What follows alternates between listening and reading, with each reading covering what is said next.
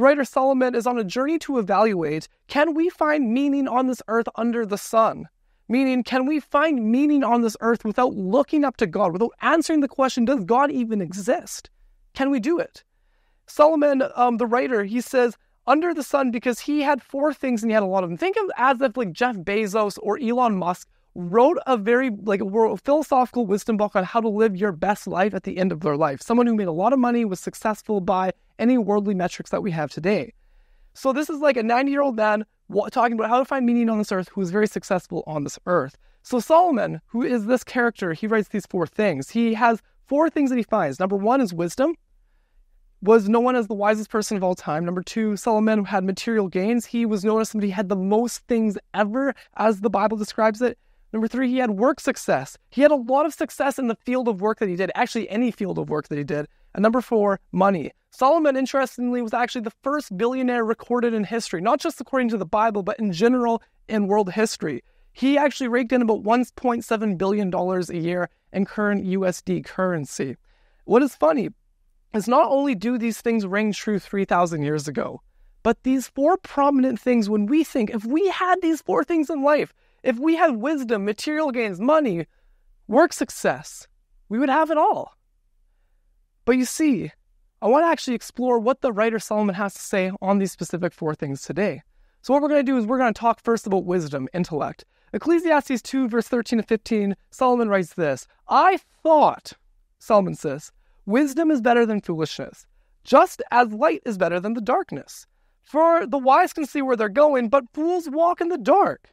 Yet, I saw that the wise and the foolish share the same fate. Both will die. What is compelling to me is that the wisest person to ever live, Solomon, God gave him this gift of wisdom, but instead of using this wisdom gift for anything that he wanted, he said, well, that's actually empty and it's meaningless. Heck, this guy ruled the world. And what's funny is we're the same today. For us in Canada today, we live in a sociological framework called social progressivism. It is this idea that we're trying to build a kingdom, but we're trying to build a kingdom without the king being Jesus. We think if we can be wise in our politics, vote left or vote right, we are the most political we've ever been, ever. We get really educated. We're the most educated generation, most educated society that we've ever been. Then maybe we will have the most wisdom and we'll create the best society. We'll create utopia, the most brilliant society ever to be created. But maybe this is just me. But I would like to think it's you as well.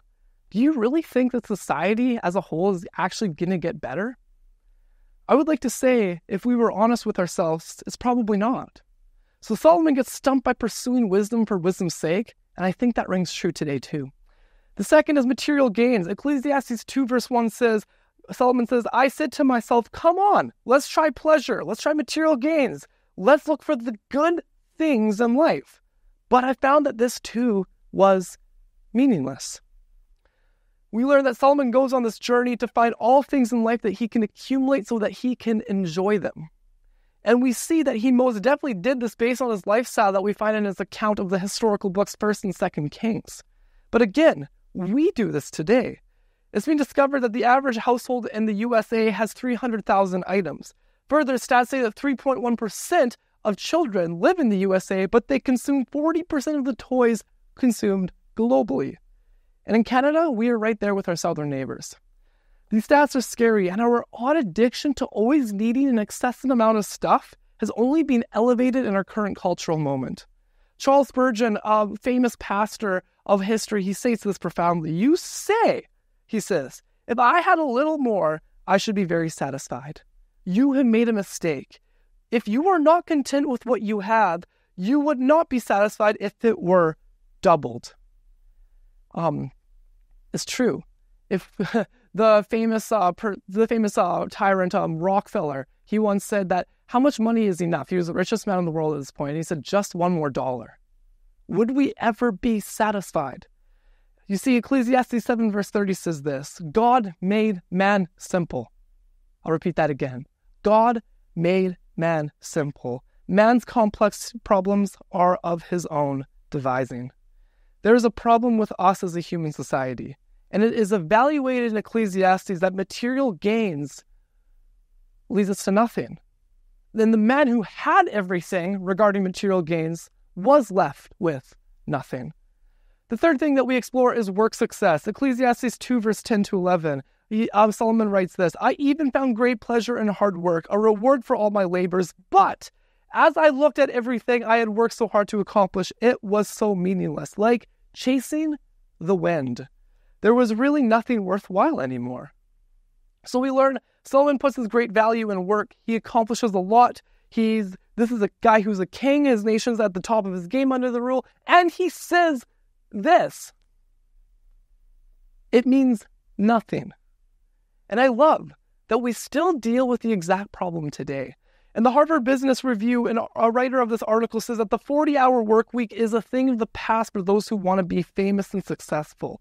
Even the 60-hour work week, once the path to the top, is now practically part-time, with stats that say 62% of high-earning individuals work more than 50 hours a week, 35% more than 60 hours a week, and 10% more than 80 hours a week.